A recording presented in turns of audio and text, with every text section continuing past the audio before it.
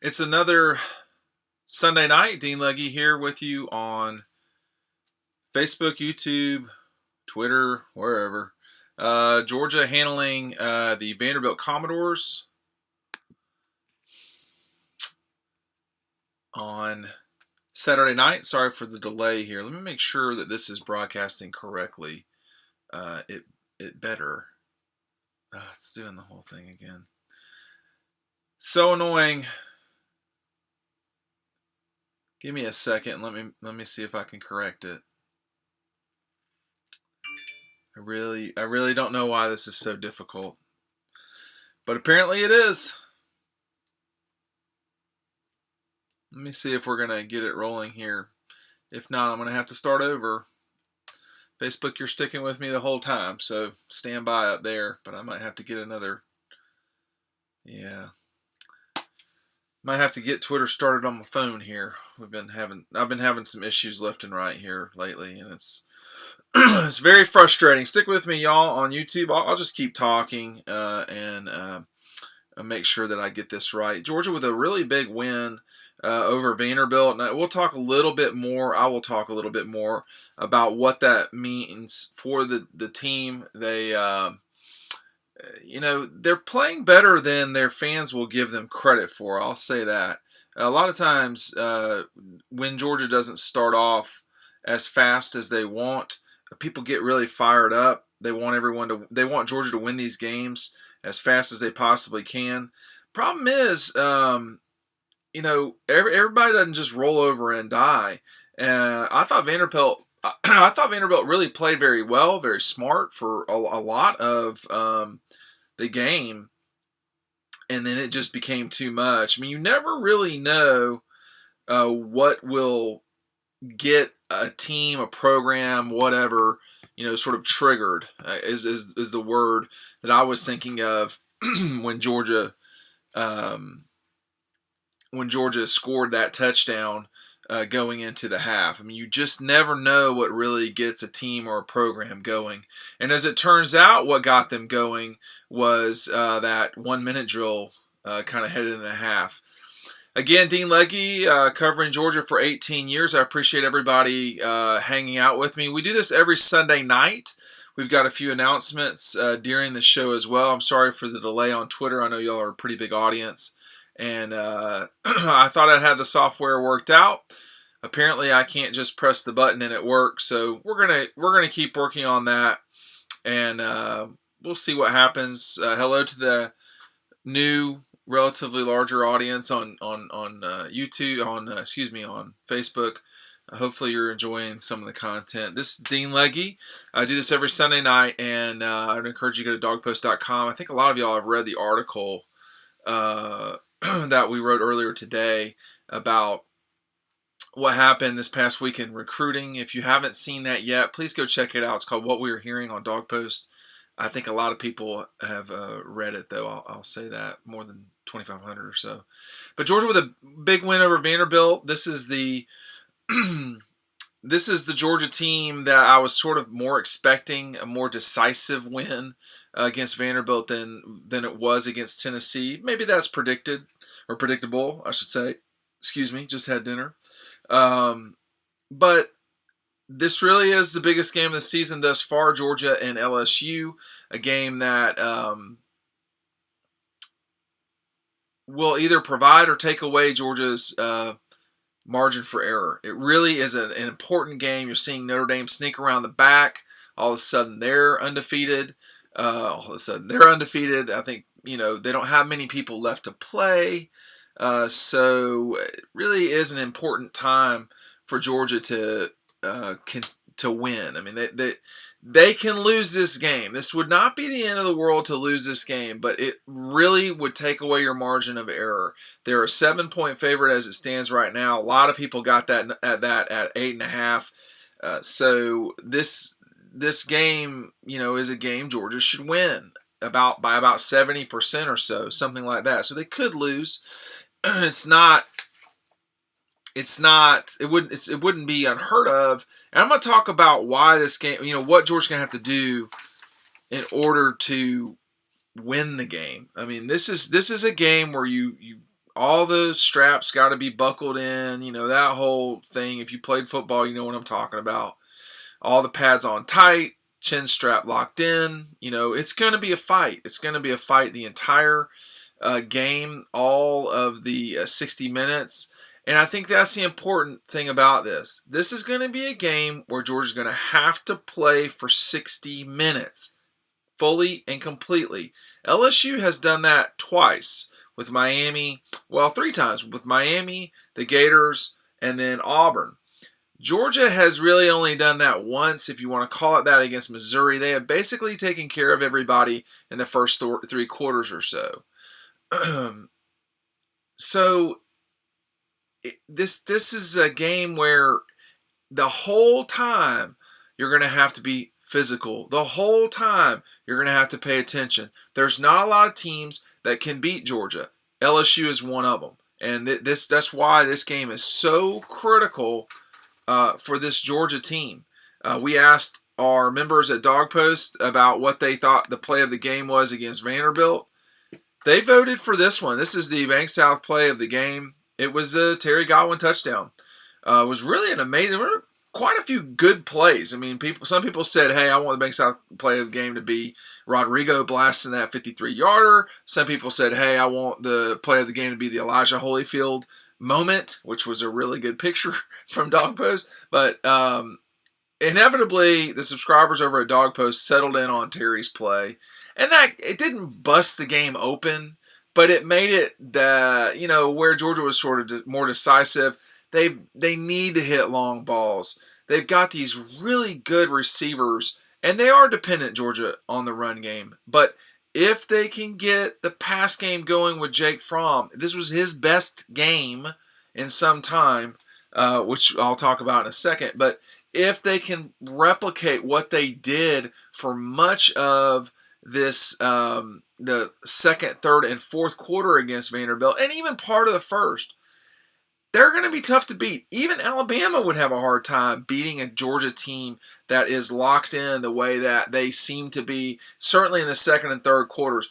It's not surprising. I think the big thing that you got to remember when you're watching Georgia is they are not the type of team that can come in and waste teams in the first quarter. Kirby gets really pissy about that. I understand where he's coming from. He's right. You don't just blow people out, but you lean on them, and you lean on them more, and eventually they break. What people that are Georgia fans, what they're getting annoyed by is, why aren't they breaking quicker or sooner? Well, a couple more Terry Godwin long balls, and maybe they are. But that's not this team's style. This team is built to win games over a stretch of time, not in 20 minutes. Now, if the 20 minutes is the last 20 minutes of the game, yeah. But that's not what these guys are. These guys are a little bit more, built for power. And that means they're going to be basically in every single game. We asked the members of Dog Post again, who was your Bank South player of the game? It wasn't unanimous, but Jake Fromm got the nod, and he really did play well. He played about as well as he's played, sort of this season. Maybe not as well against, the way he played against Oklahoma, but I think Jake really played well. He needed to play well, and he got, was voted Bank South Player of the Game by Dog Post subscribers. I think it was one of those things where that big ball to Terry mattered. It helped jumpstart the team and the program. It was an important moment in the game. But Jake, for the most part, was pretty steady.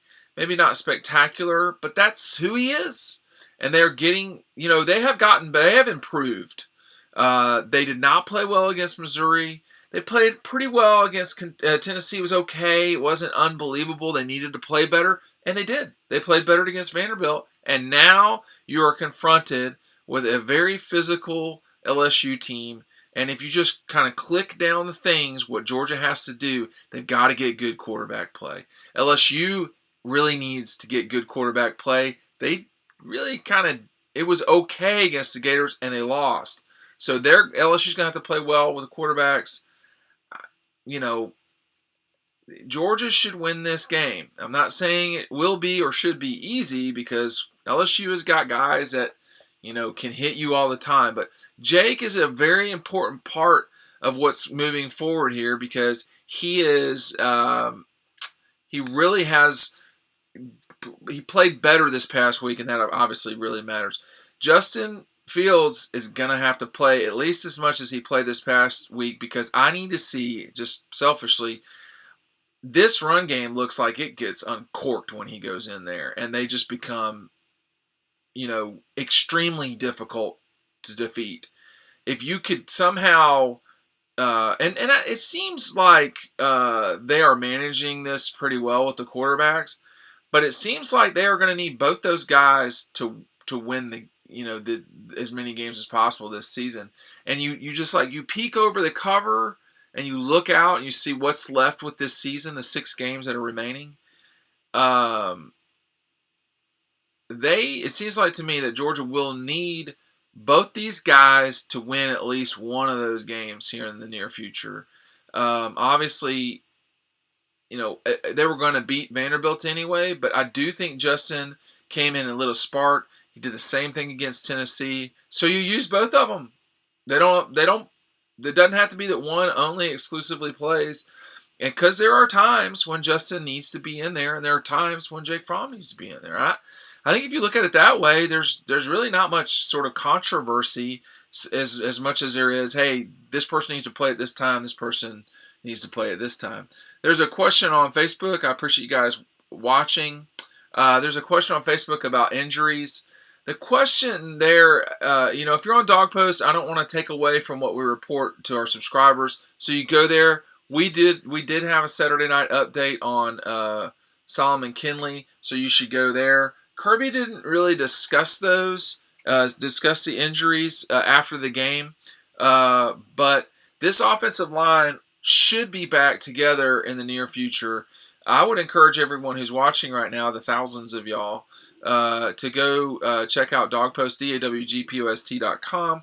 It's $1 for 30 days, and then $14 after that each month. So, and if you get an annual subscription, it's actually about $11.24. So it's a really good deal, and we appreciate everybody who's signed up. We've had a pretty big day today.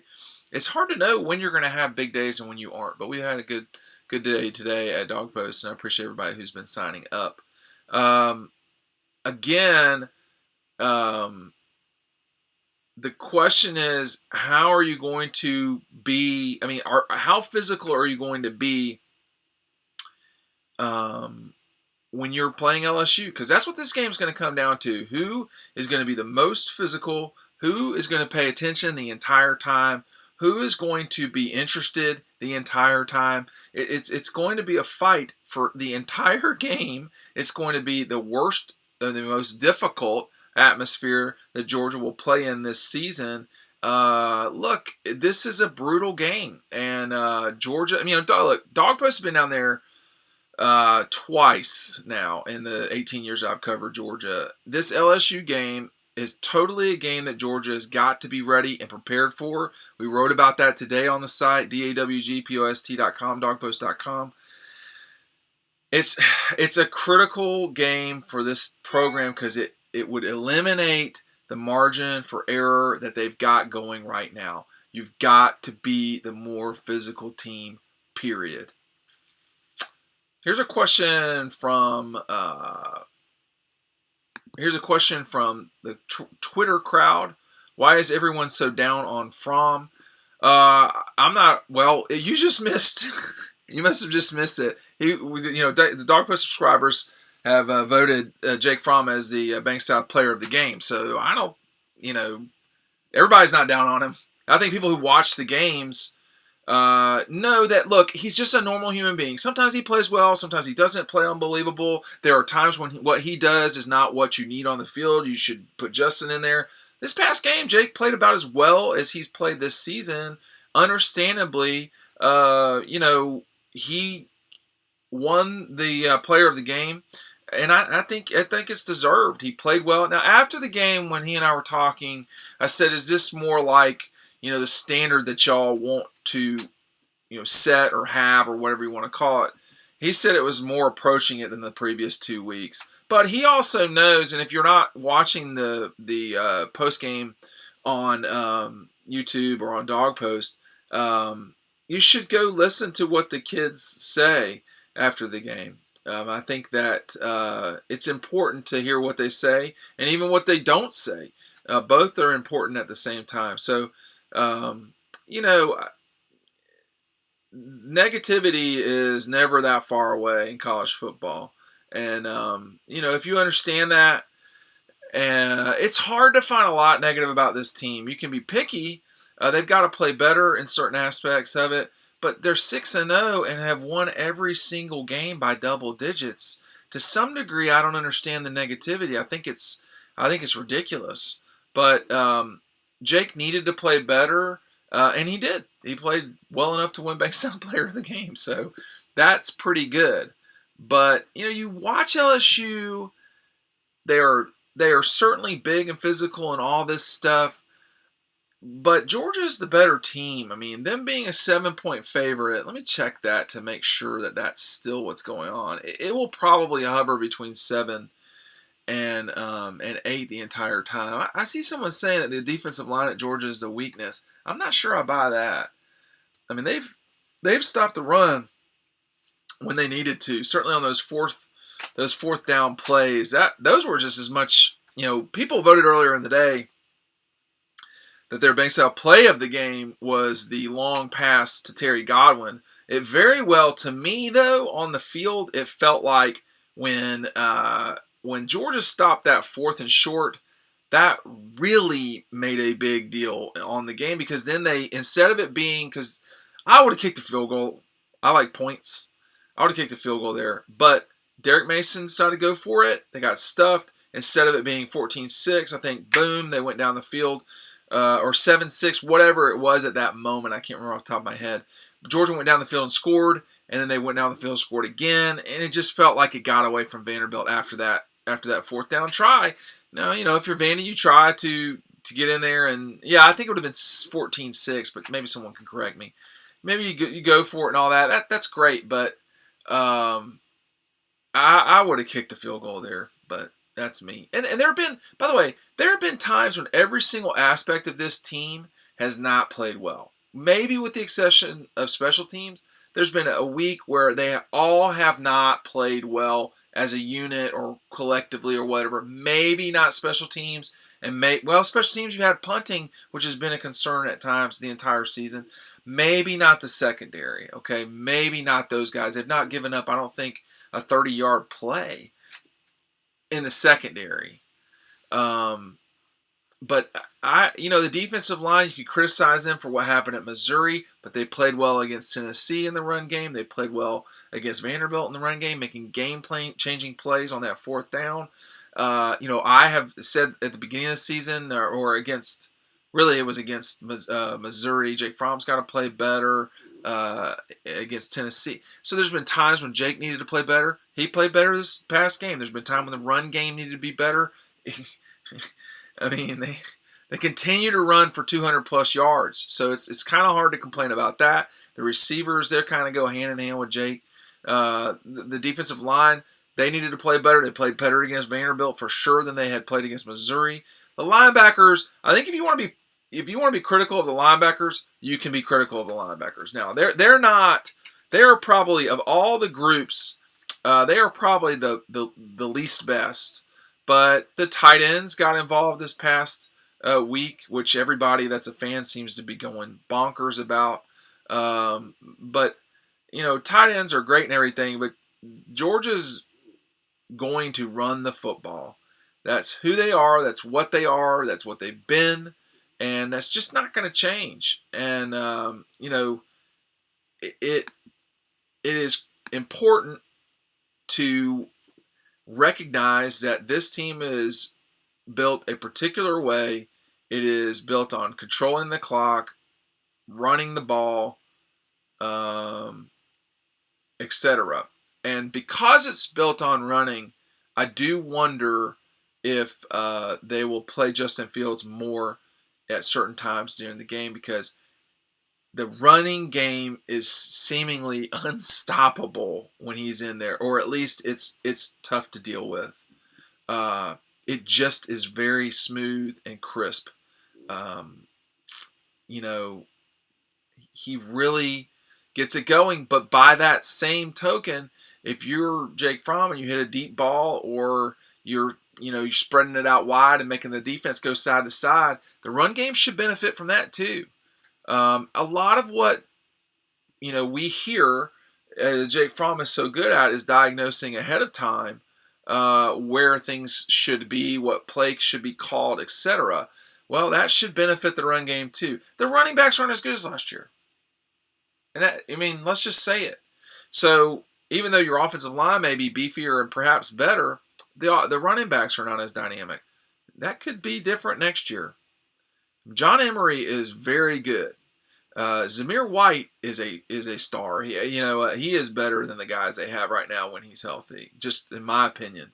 So they don't have Zamir. They miss Zamir. And if they had him, they probably would be even better at the run game. But these guys are not pretty. There's nothing pretty about Georgia right now. But they are a tough out for sure. They're tough to deal with. This is a good Georgia team. They're just not Alabama. And the truth of the matter is they don't have to be. They just need to be what they are and execute against Alabama when they play them. Because Alabama's got flaws too. I know nobody wants to recognize that or say it, I guess. You can't give up 30 points to Arkansas. I don't care. I don't care who is in there. That should not be happening. And then more concerning than that when I watch Alabama is their specialists are not very good. Their kickers are missing far too many field goals and particularly extra points. You can't give points away. You cannot give points away. And that to me is what's the most concerning about Alabama's situation is, what happens when you play a tight game and you miss a PAT or you miss a 30-yard field goal? That nearly cost them a national championship last year. So they have holes. They have issues. But for Alabama too, no one in this college football game is perfect. Once you start thinking everybody's 2005 USC, Texas beats them for the national championship. So this is an extremely good Alabama team. I don't know if it's their best ever. The quarterback is the best of the Nick Saban era, I think. But they are not unbelievable on defense. They've had transition there too. But it seems like, certainly if Georgia wins these next two games, it seems like there's just no way the Alabama and Georgia don't meet in Atlanta. It just seems like, mathematically at that stage, it would almost have to happen. Kentucky's lost a game now. They can't lose again, even if they were to beat Georgia. If you got two losses, so it seems like Georgia and Alabama are destined to play one another. But people say that all the time about Clemson and Alabama, and Clemson couldn't seem further away from Alabama than everybody else. And Clemson finally really played well this week. That's their best game of the year, and I don't care if it came against Wake Forest. You need to play well when you need to play well, which is when you go on the field. Georgia played much better this week. That's a good sign, not a bad. It doesn't matter who you play. You need to play well, period, because it is the leading indicator as to how you will play the next time you go onto the field. It's important. It's important to play well all the time. Winning is most important, but playing well really matters. LSU comes into this game as the number 13 team in the country. They have beaten, I'll go through their schedule real quick. They beat Miami pretty thoroughly to start the season. And then they beat South Louisiana, not giving up a point. Toppling Auburn by a point, and Jordan Hare really taking a long time to dispense of Louisiana Tech. That was when I sort of had some concerns about LSU. They ran away from Ole Miss 45-16, and then they drop an 8-point loss. On the road at Florida, they cannot lose again to get to Atlanta. Even if they were to beat Alabama, Alabama's not going to lose twice. This is the game, as I wrote about earlier tonight on Dog Post, is the game for LSU. If you are watching this live on Facebook, Twitter, YouTube, or if you're listening to it on iTunes, I appreciate it. My name is Dean Legge, D-E-A-N, Legge, L-E-G-G-E.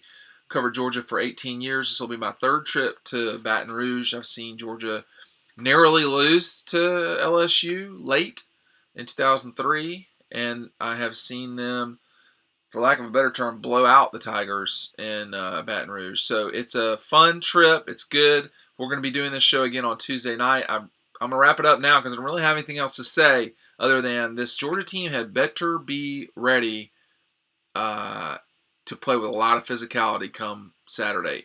Oh, one other thing, actually, now that I mention it, before you all head to the gates and go away for the weekend. We're having an event on Friday night in New Orleans. Come by. We're having an event. It'll be just like this. I'll be answering questions. It is at Red's Uppity Tavern. Red's Uppity Tavern. We're going to start at 6:30 on Friday night. So that's 7:30 Eastern, okay? Red's Uppity Tavern. 7601 Maple Street in New Orleans. Now, I'll tweet that out. And come on by. We eat, drink, everything. But everybody come out. There's no charge or anything. You're going to pay for your own food, etc., and drinks. But it will be me yapping away. So come out Friday night. If you're a member of Dog Post, you know my cell phone number. Just text me. All right, y'all. We will see you Tuesday night for me wrapping up what is going to be a critical game, Georgia and LSU.